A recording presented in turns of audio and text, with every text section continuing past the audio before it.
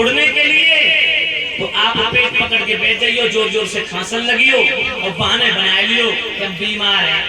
तब बलराम से आज्ञा पाए कि हम तुम्हें कुंदन तो छोड़ के चलेंगे और ऐसे विवाह और दोनों कर लाएंगे। पंडित जी ने माता बहू सारी हकीकत बताई, सारी रात बीती थी, भोजन पान कराया और भोजन पान कराने के बाद में भाइयों सुबह हुआ, पंडित जी विदाई लेकर के चले हैं।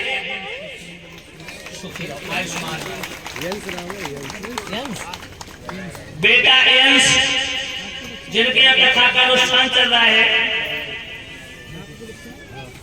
जो ये हमारे सतीश चंद भैया के बेटा है, जो ये यंस के कर कमलों के द्वारा 551 मुद्राओं के हाथ से व्यासपीठ को सम्मानित कर रहे हैं। भगवान इस बेटा को दीर्घायु प्रदान करें, ये शिक्षित बने, शिक्षा दीक्षा को प्राप्त करके अपने माता पिता दादा दादी परिवारजनों का नाम रोशन करें। अंश और पंच ये दोनों बेटा व्यासपीठ को सम्मानित कर रहे हैं। भगवान इन्हें सद्बुद्धि प्रदान करते रहे, पढ़ लिख करके शिक्षा दीक्षा को प्राप्त करें, अपने माता पिता परिवारजनों का नाम रोशन करें। ये ठाकुर जी से कामना करेंगे, सदा इनके जीवन में मंगल में घड़ियां खिलती रहे, ये परिवार धर्म के रास्ते पर चलता रहे, माता लक्ष्मी धन दौलत से भंडार भरती रहे। बोलिए भगवान की। आरब राजपूत मिराबली निवासी इसी ग्राम से आरब भाई 51 मुद्राएं देके व्यासपीठ को सम्मानित कर रहे, भगवान कन्हैया सुख और शांति प्रदान करते रहे, यही कामना करेंगे ठाकुर जी से। ध्यान रखना भाई, सुखदेव जी समझा रहे राजन परीक्षा, पंडित जी को विदा किया। सुबह पंडित जी ने कहा, बलराम मुझे आज्ञा दे दो, मैं घर जाना चाहता हूँ।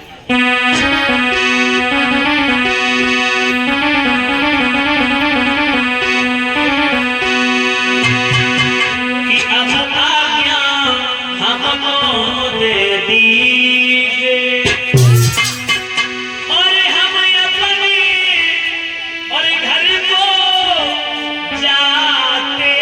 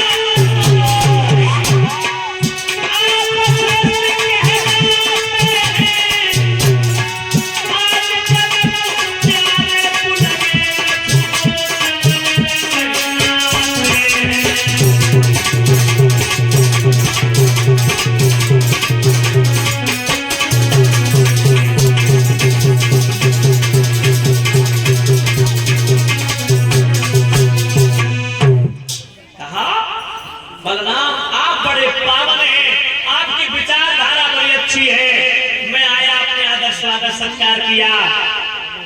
आपको देख करके, सबको देख करके मैं अति प्रसन्न हुआ। अब मुझे आज्ञा दो घर जाने की।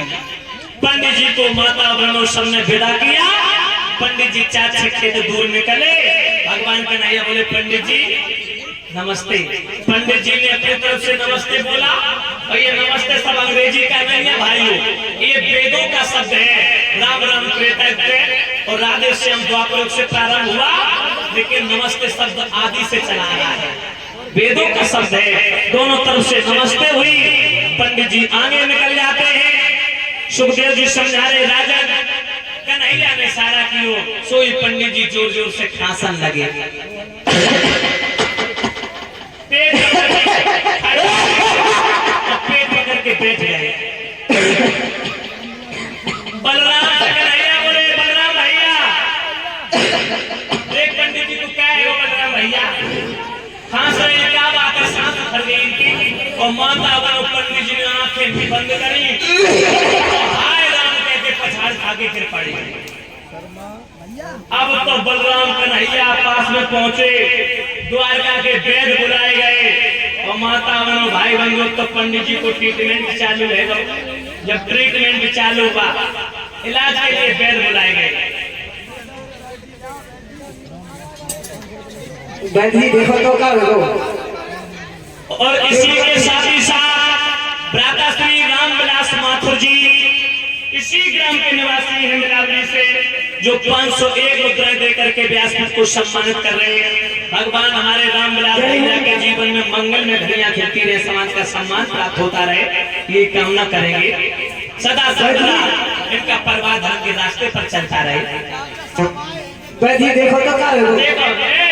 वैद्य खड़े हो जाओ, खड़े हो जाओ। अरे लंगड़ा पैर खड़ा है पाए भैया, देखो क्या हो। अरे वैद्य हमारे पहुंचने के बाद क्या खड़े हो जाओ, खड़े हो जाओ वैद्य। जब कोई बीमारी को इलाज नहीं कर पाओ तो दूसरी बीमारी को इलाज क्या करेंगे? माता बहनों भगवान कन्हैया की चाल थी। पंडित जी के माता बहनों भाई बंधु मुंह में पानी डाला। पंडित जी को खड़ो करो। माता बहनों भाई बंधु एक भगवान ने उनकी पीठी पर माता बहनों भाई बंधु ध्यान रखना, माता वो हाथ मारा। कोई पंडित जी का लगे लाला कन्हैया हमें क्या तरीका से घर पहुंचा दो। भगवान बोले क्या है वो पंडित जी? बोलो बोलो। लाला हाँ हमारी सांस हो रही है। सांस? हाँ। पहले से कोई बीमारी थी आपको? हाँ हाँ। कौन सी बीमारी? लकोरिया लकोरिया की बीमारी। अच्छा इलाज नहीं करवाओ?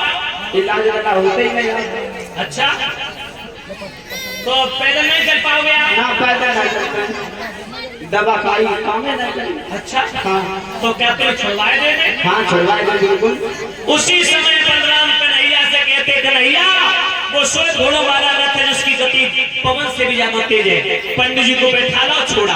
पंडित जी को रथ में बैठा लो।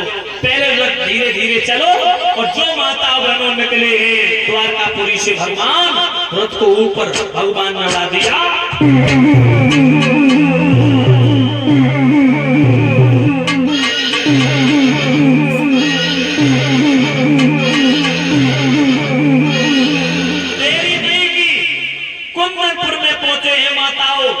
तीनों दिशाओं में फौज लगी है, पूरब पश्चिम और दक्षिण दिशा में माता बहनों भाई बंधु। पूर्व पश्चिम उत्तर की दिशा खाली है, दक्षिण 3 दिशाएं घिरी हैं। माता बहनों भाई बंधु भगवान कन्हैया बोले पूरब और पश्चिम, दक्षिण की दिशा में फौज लगी, उत्तर की दिशा खाली। अलोपा देवी का मंदिर है, भगवान ने रथ को खड़ा कर दिया। बहनाओ पंडित जी से कहा हम अकेले, विवाद ठीक नहीं है, शुभ कार्य में विघ्न डालना। ऐसा करो पंडित जी, अगर तुम रुक्मिणी को पूजा के बहाने मंदिर में भेज दो तो यहीं से ले जाएंगे। पंडित जी चले गए। माता रुक्मिणी सोच रही पता नहीं पंडित जी पहुंचे होंगे कि नहीं। तो ले पंडित जी ने दरवाजा खटखटाया, रुक्मिणी दरवाजा खोल। पंडित जी आए, दरवाजा खोल के रुक्मिणी जी ने पंडित जी को अंदर बुलाओ और दरवाजा बंद कर दिया। रुक्मिणी बोली पंडित जी कितनी सेना आई, कितने घोड़ा हाथी आए? भगवान कितने सेना को लेकर के मेरे साथ विवाह करने के लिए आए। पंडित जी के चुप रहे, 4 घोड़ा 1 रथ और स्वयं रथ को वहां करो लगी, सब सौदा 250 ग्राम की है। और लली चुपचाप निकल जा पूजा के बहाने। अगर किसी को पता चल गया तो हड्डी को सुरमा बन जाएगा, वो मारा जाएगा।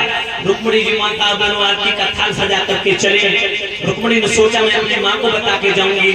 रुक्मिणी अपनी माँ के पास में पहुंची, गले में गल भैया डाल करके रोने लगी। माँ, हाँ बेटी, मेरी शादी कब होगी? कल। ससुराल कब चली जाऊंगी? परसों। माँ, मेरा जी करता है गले से लग के जी भर के रो लूं। रुक्मिणी की माँ बोलने लगी अभी से रोइए तो आंखें फूट जाएंगी पागल, जब जाना तभी रो लेना। रुक्मिणी बोली माँ तुम जे समझ लो तुम्हारी लली आ जाए रही। अब उन्हें क्या मालूम कौन सो नाटक रचो जाए जाओ। और क्या बोली रुक्मिणी? हाय बे तो मैया के गले में लिपट गई, रोने लगी। मम्मी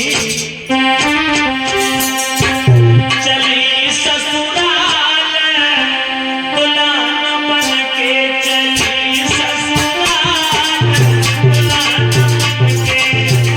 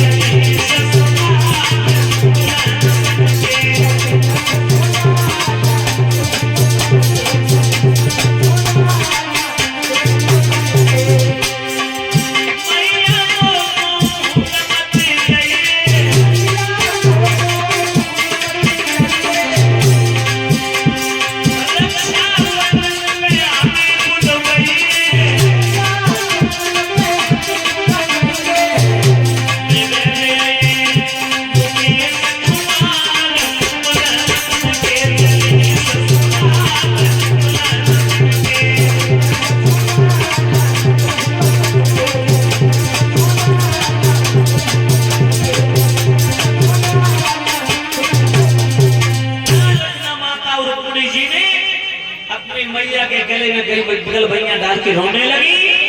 रुक्मिणी की माँ के लगी कहाँ जा रही पूजा करने के लिए? माँ जाओ जल्दी लौट के आना। साथ की सहेलियों को लेकर के रुक्मिणी चली। भगवान ने सोचा पंडित जी से रुक्मिणी की बात करी, लेकिन उन्हें लाइन लगा के लड़कियां भेज दी। पता नहीं कौन सी रुक्मिणी हो जाए, ऐसे न दूसरे के बहाने से दूसरे के धोखे से दूसरी चली जाए। रुक्मिणी बड़ी चालाक थी, साथ में कंगन बना वो कंगन दिखाया। भगवान समझ गए। रुक्मिणी पास में पहुंची, बोलिए तुम बांसुरी बड़ी अच्छी बजाते हो, बजा के दिखाई दे तो।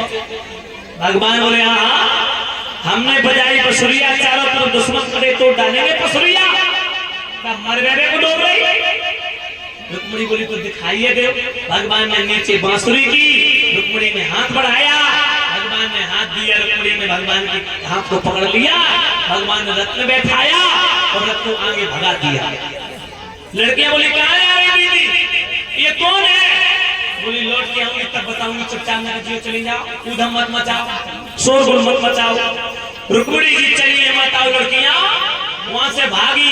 भगवान रुक्मिणी जी को लेके चले जा रहे हैं आगे रथ को बढ़ाते हुए। और लड़कियों ने जाकर के माता बहनों भाई बंधु रुक्मिणी की माँ को सारी हकीकत बताई। सोई रुक्मिणी की माँ कहने लगी चिंता मत करो, मेरी लली ने वो किया जो मैं चाहती थी, उसने मेरी मान मर्यादा को बचा लिया, मेरे कुल की लाज रख ली। मैं जो चाहता था उसका पिता चाहता था वही किया मेरी बेटी ने। और माता वास्तव में बहनाओ, माता पिता की इच्छा से जो शादी होती है जीवन भर उसमें सुकून मिलता है। और जो माता पिता की मर्जी के खिलाफ विवाह होता है समझ लो सुख से नहीं जीवन में प्राप्त होता। कभी याद रखना माताओं बहनों भाई बंधुओं, सुखदेव जी समझा रहे राजन रुक्मिणी की माने तो वो बात छुपा ली का किसी को बताना नहीं। रुकुम को पता चल गया, माता बहनों रुकुम ने फौज सजाई और भगवान के पीछे उसको दौड़ा दिया। भगाते जा रहे हैं माता बहनों भाई बंधुओं। सुखदेव जी ने कहा राजन परीक्षित बेनाव भगवान के रथ को देखा, रुकुम ने आवाज